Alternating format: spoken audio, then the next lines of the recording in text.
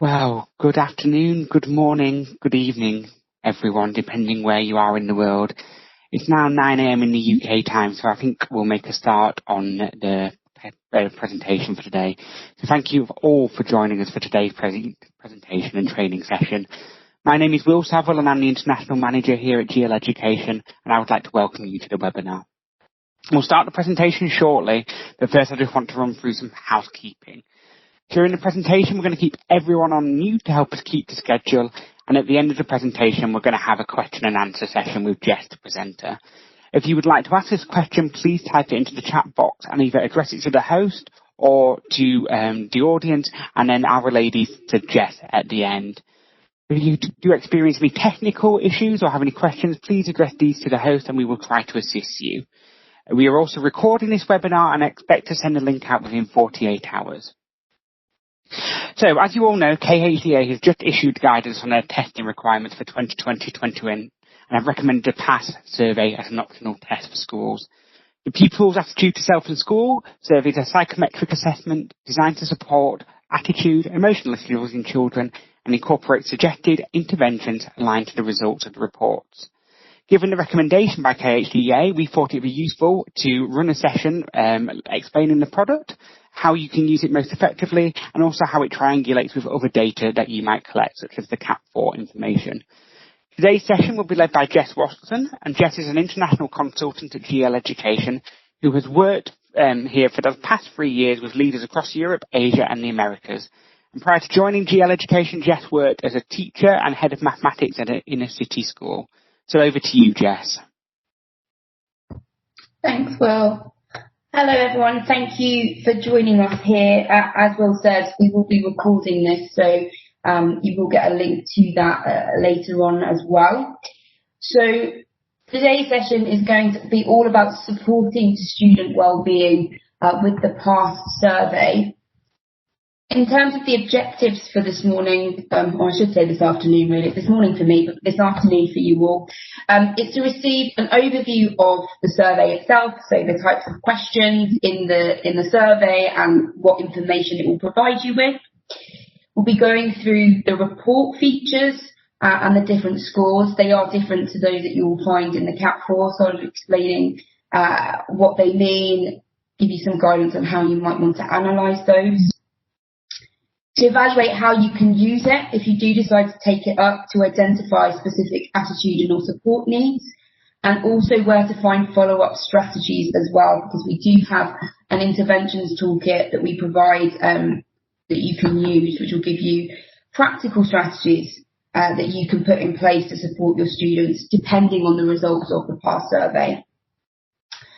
And then finally, at the end, we'll be looking at how you can triangulate PASS data with, I put here ability or attainment data, but primarily for you, it will probably be your CAP4 data with PASS to identify what we call fragile learners.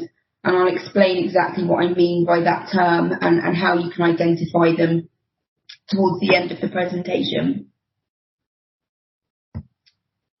So, as was mentioned earlier, the KHDA have recommended PASS as an optional test to help you identify barriers to learning that may be affecting students from achieving their potential.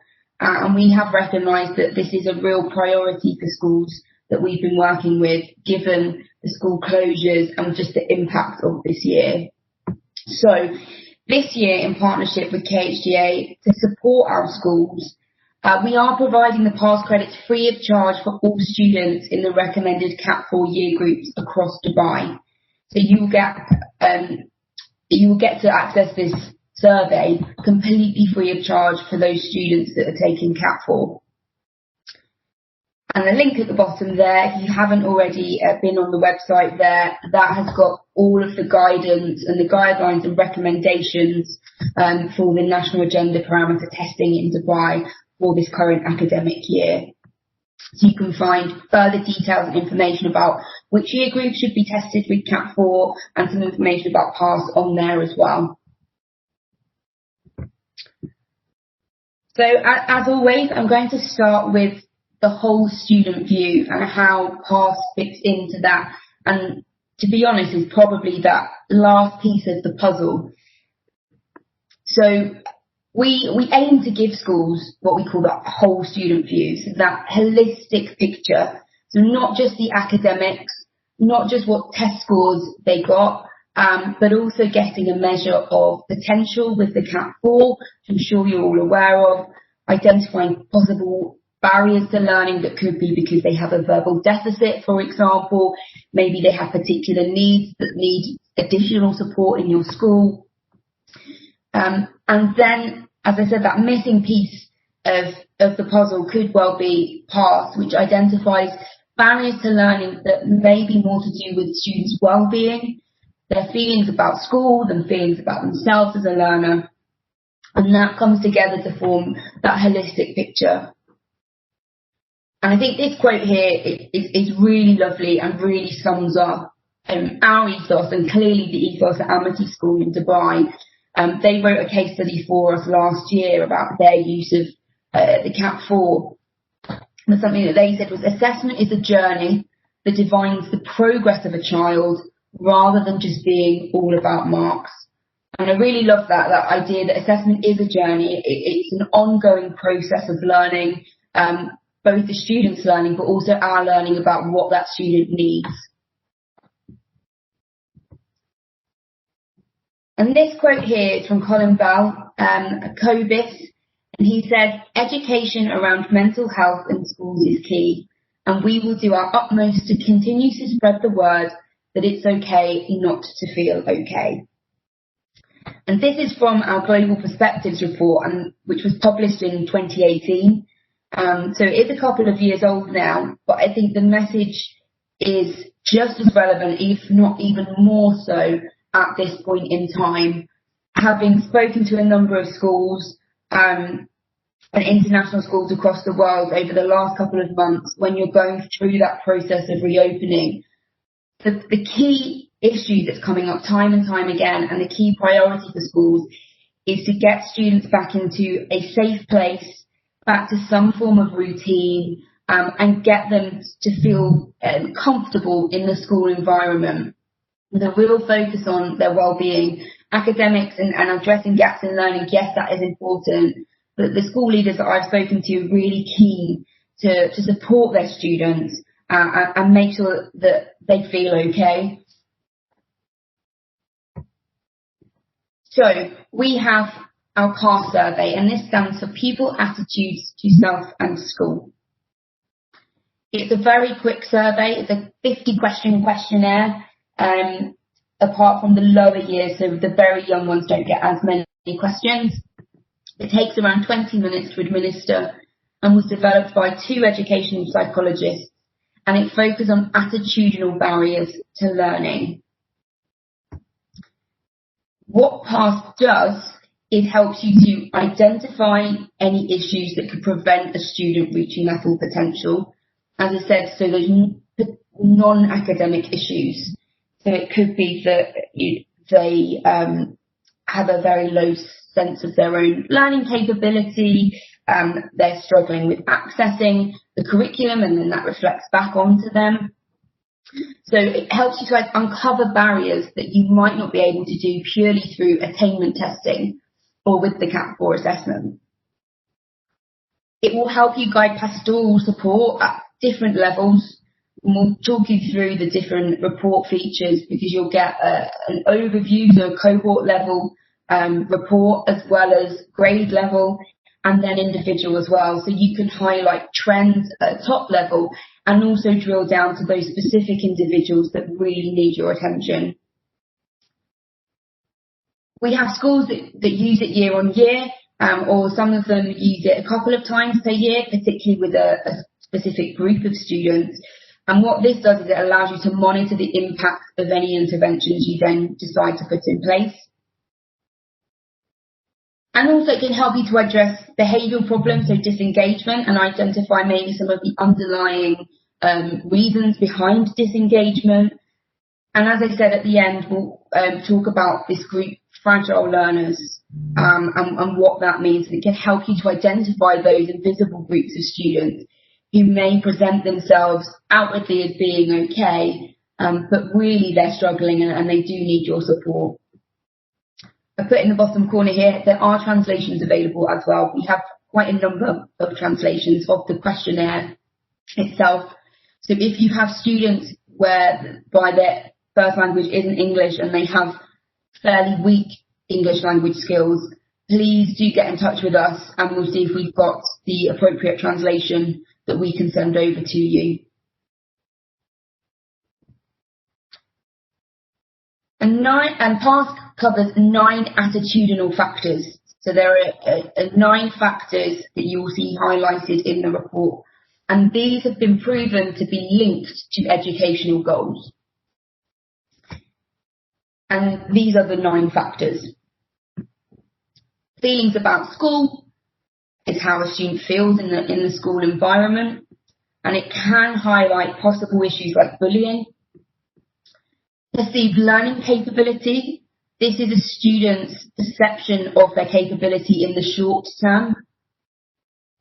And self-regard as a learner is a more long-term measure. So it's very similar to perceived learning capability, and it is linked to self-esteem. But it's specifically about how they view themselves as a learner in the long term. Preparedness for learning. So do they feel that they've got the tools in place to access the learning? Attitudes to teachers, general work ethic, I think they're fairly self-explanatory. A student's confident in learning. Attitudes to attendance. Now, attitudes to attendance can correlate quite closely with their attendance, but particularly in international schools, you might find that students are attending, but it's whether they feel that they physically want to be present. And then response to curriculum demands. So this is their perception of whether the curriculum that's being taught to them meets their needs or whether they can access that. So those are the 9 factors that you will see in the reports.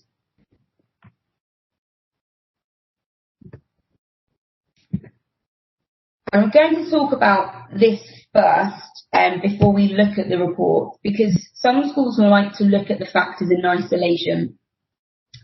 And there is definitely a benefit to looking at each factor in isolation.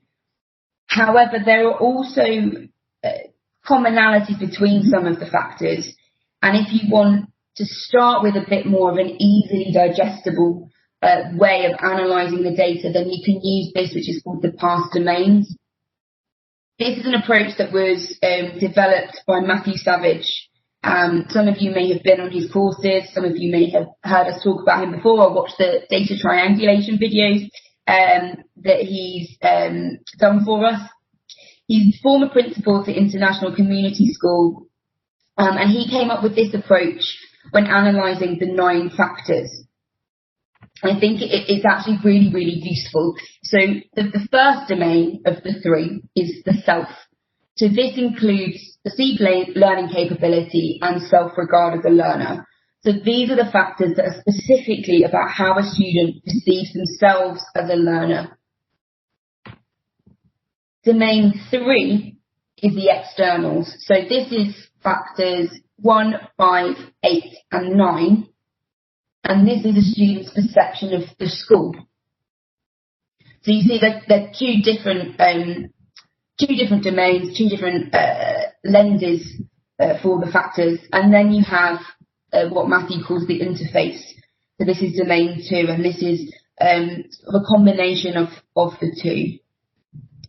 So when I go through this, I will talk about the factors individually, but you may also find that there are commonalities in your own data, whereby, for example, a student may have quite high scores in domain 3 because they really love school, they enjoy coming, they really love their teachers, they're quite happy coming in, but they have low scores in domain 1 because they don't view themselves as being particularly able. So that's one example there. Okay. So when looking at the reports, this is an example of the first part of the PASS report. You can see the 9 factors represented as percentages at the top there in the bar chart, and then the corresponding percentages underneath. And then you've got the overall percentiles, which are ragged, red, amber and green, at the bottom. So that's how the initial part of the report presents itself. So this is a top level view of the cohort. And to go into detail about the difference between the percentage and the percentile scores, so the percentages, as I said, they are represented by the bar chart there. So it's a nice visual to look at where you might have particularly high response rates and then particularly lower, more negative responses, because they indicate the maximal positive response for each factor. These results are the ones solely from your school. So they're not standardised in any way. They don't include any comparison with any other schools.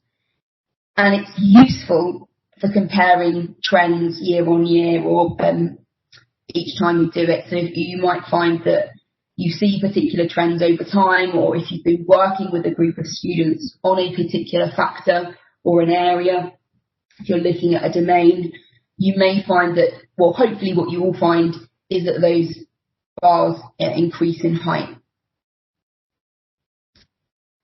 The percentiles, on the other hand, they're the standardised measure.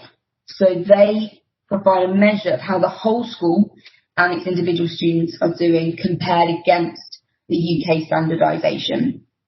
And this is this bottom section here. So they're underneath the bar chart. And as I said, they're coloured from red to green, which can be really nice and just highlighting, again, a really nice visual.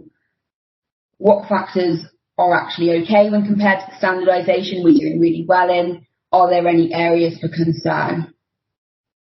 And I've given an example here. So a percentile score of 12 would indicate a score is in the lowest 12th percentile, the lowest 12% when compared against the standardisation.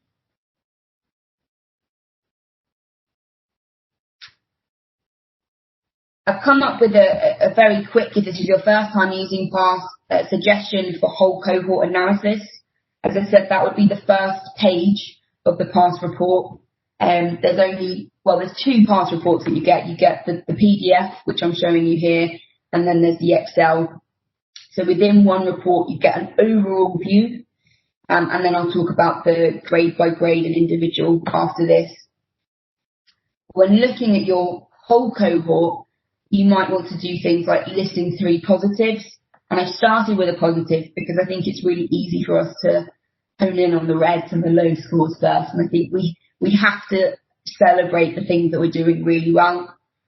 You then might want to identify specific factors that need most attention. Or if you're going down the domains approach, do you have trends whereby overall in the school you've got students that are really happy in school but have a low sense of their own capabilities, or vice versa? Then it comes to the digging. So what are the reasons for these trends?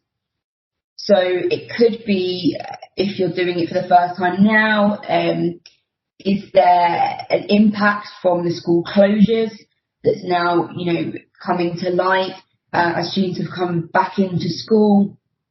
Is it something that's unrelated to the lockdowns and the pandemic that you want to address as a school?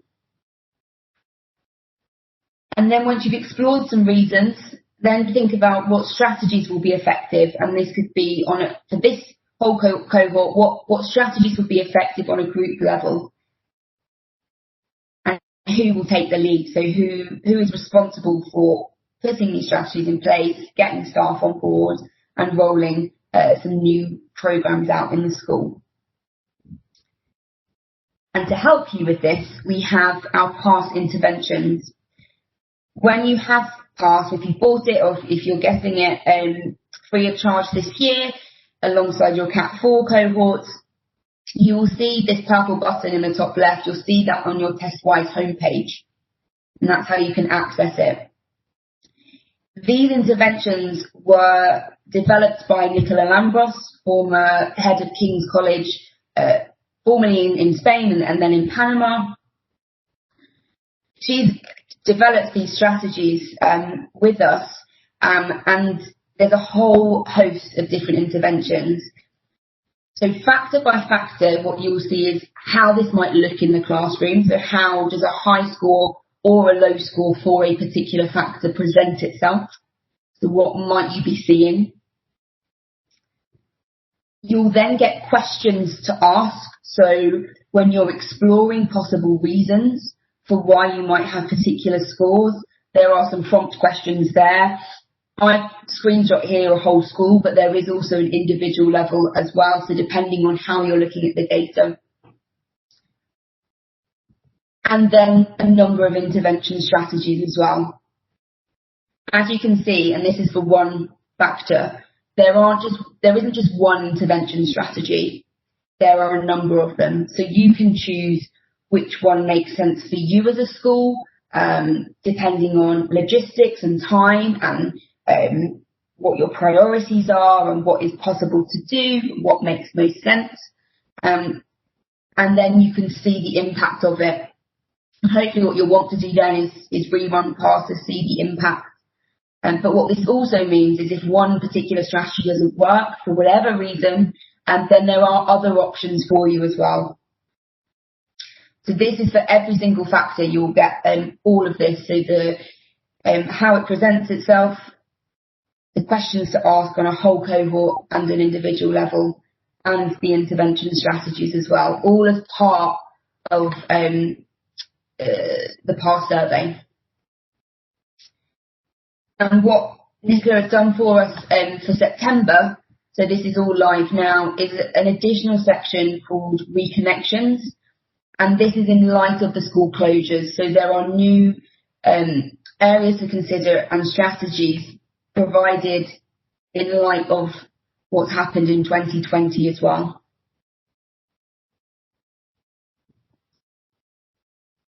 Okay. So once you've gone from the cohort, so top level analysis of PASS, you will also get the year group or grade level analysis. This one here shows you from year 7 to year 11. So again, you've got the percentages at the top, represented by the bar chart. Underneath this, I've chopped it out, but there will be the percentiles underneath this as well. But again, what you can see is, are there trends in the data on a year group level? So do year groups have specific areas of support that they need? Do you find that over time, as students get older, particular levels or particular factors, the positive responses decrease or increase? And what are the reasons for this as well?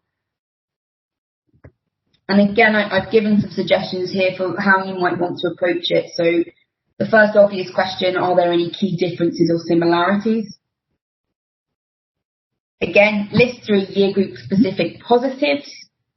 I think we do need to think about what the positives are before we look at some of the not so positives. Which factors need most attention for each year group? What could be influencing the scores? So for example, in key transition years, are you finding a dip in scores because students are having to readjust and they're finding a new approach to teaching or being new to the school a challenge? Are students that are approaching key examinations, so whether that's the IGCSEs, IB, the CBSE exams, is that having an impact because of the pressure that they're feeling either from themselves, from their homes, from their peers? So what are the possible factors that could be influencing the scores? Again, who takes the lead? So do you have heads of grade, year group leaders, heads of section that would be looking at this data and coming up with what strategies are most appropriate for their year group? And use then the PASS interventions, because that comes as part of this survey.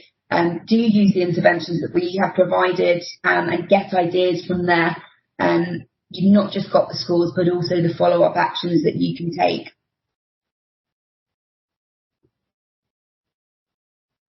And finally, this is not an anonymous survey, so you will get individual student scores.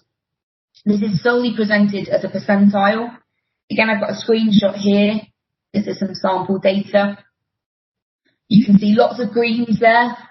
So if we look fourth from the bottom, Jane Craddock. Jane is clearly quite happy and content. We've even got 100% in terms of her attitudes to teachers. So whatever we're doing for Jane is really working for her. The same actually as Rita at the bottom there. So the final student there, all greens along the bottom. And I think that's really important to recognise those students that are doing well, that are feeling happy in school, feel confident about themselves as learners, because what's working for them, it might be something that we can use to influence others as well. So that green question I put in, which students are confident in their learning and are happy in the school environment? Then I imagine your attention will turn to which students are in need of immediate attention. So Sarah Granger, for example, that horizontal red line, something is not okay for Sarah. Sarah might be someone we're already aware of. We might know that there are issues. We might have strategies in place to support her. We might be thinking, are these strategies working? What can we do differently? Because Sarah has some very, very low scores there. And then the last question, so this relates to the domains approach. So do you have any students who present themselves as happy in the school environment? So they like school, they like their teachers, but they're not confident in their own capabilities. They don't perceive themselves as particularly able. So third from the top there, I know this is really small, so I do apologise, but Amy Benson. She has a range of green and red scores there. Her green scores, feelings about school, attitudes to teachers, attitudes to attendance. She's got high scores in those areas. So Amy may present herself to you as someone who is happy. She possibly might have lots of friends at school. And she's quite content. But underneath that, the red areas there, perceived learning capability, self-regard as a learner, preparedness for learning, confidence in learning, 0.9. She doesn't have confidence in her own capability. Now, obviously, we don't know Amy, so it's really hard to think of exactly why it is. But if you have someone like Amy, you will know that student, you'll have other teachers that have worked with that student, and you can start to dig into why is it this particular student doesn't view themselves as particularly able. And this is a student that could fly under the radar and may well underachieve. And it's not the academics, it's the attitude that is the barrier here to her really achieving her potential. Again, just highlighted the past interventions. So as I said, you've got the questions to ask on an individual level as well. So this might be something particularly with the Sarahs and the Amys that you might have. Some reflection questions to think about as you're looking through the data. We've got examples here. Does the student have a growth mindset? Does the student see mistakes and failures as learning opportunities? So really looking at resilience there. So do they see challenges as barriers that they can overcome, or do they take a step back and think they can't do it? And what can you do? What can you foster in school to increase growth mindset on an individual level, on a group level, and increase the resilience of your students if that is something that needs to be worked on? And again, the intervention strategies. And looking at a number of different ways in which, depending on the factors, scores for individual students, what ideas can you get from the past interventions? And finally, fragile learners. So this is where we can start to talk about triangulating the data and bringing together the CAT4 data with your past data.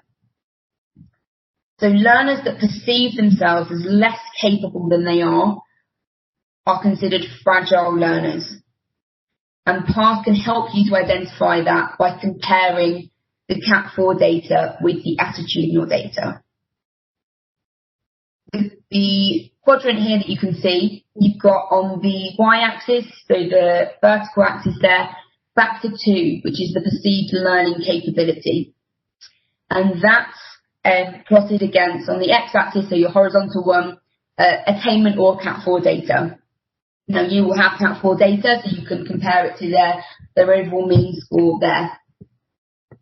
And then we've split that into additional quadrants. In the top right, those students with a high perceived learning capability and a high CAT4 score, likely to achieve potential. Next to it, so the top left, you've got someone who has a high perceived learning capability but a low CAT4 score. Coaching and personalised learning will support them. In the bottom quadrant, you've got bottom left, sorry, I should say. So low perceived learning capability and low CAT4 score. So a potential for improvement there.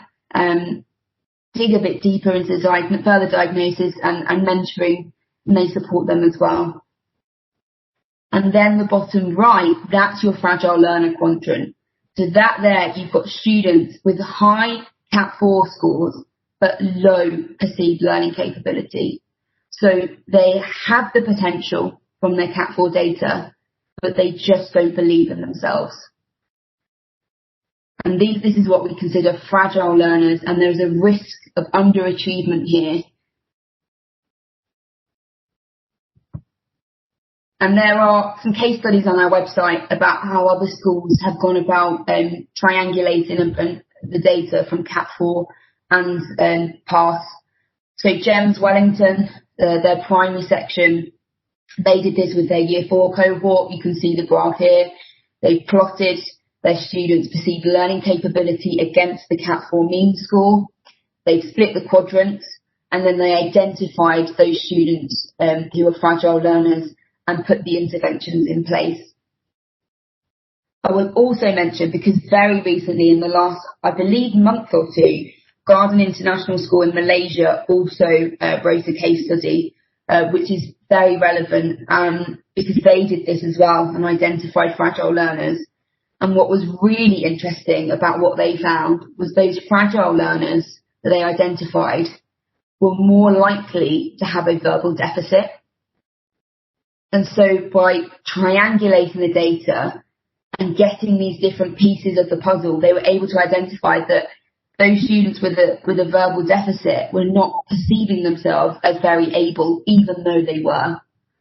And you can find these case studies on our website, but those two, if you're particularly interested in identifying fragile learners and combining the CAT4 and the PASS data, GEMS Wellington, so this one, and the recent Garden International School are really great places to look, because they are international schools who have gone about and done this and seen the results of their efforts. So I've talked quite a lot now, but I just want to give you a moment of reflection on what we have talked about. So first of all, what wellbeing initiatives, what pastoral support is already in place at your school, and then what has been their impact at this point so far. And can you use these initiatives that you have in place to support other students, particularly if you use the PASS report?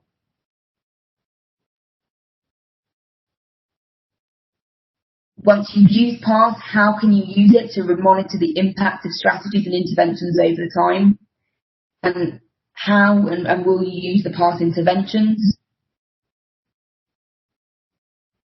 And can you compare your CAT4 ability data with PASS scores to identify fragile learners?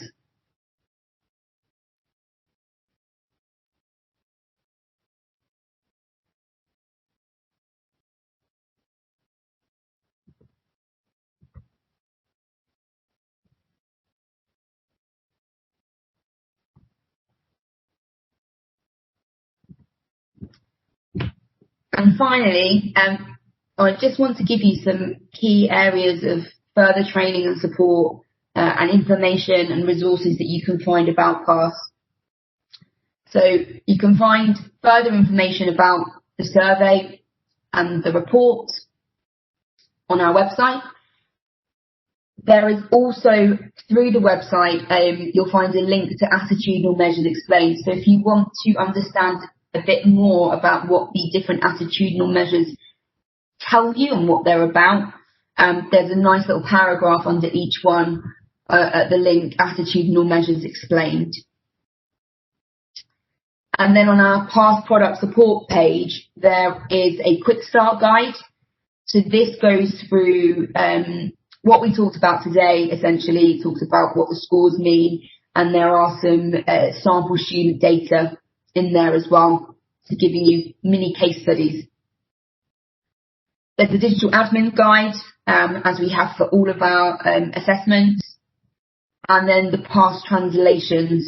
So these are not on our website, but if you do use PASS or would like to use PASS, and you have students whereby their first language is not English and you worry that that might have an impact, do get in touch with us and we will see if we've got the translations of the questions that we can provide you with. And then I've highlighted here, we do have a number of different training events at the moment, some of which are coming towards the end, but we do have one in particular that may well be of interest, particularly if you use or plan to use the PASS with Cat 4.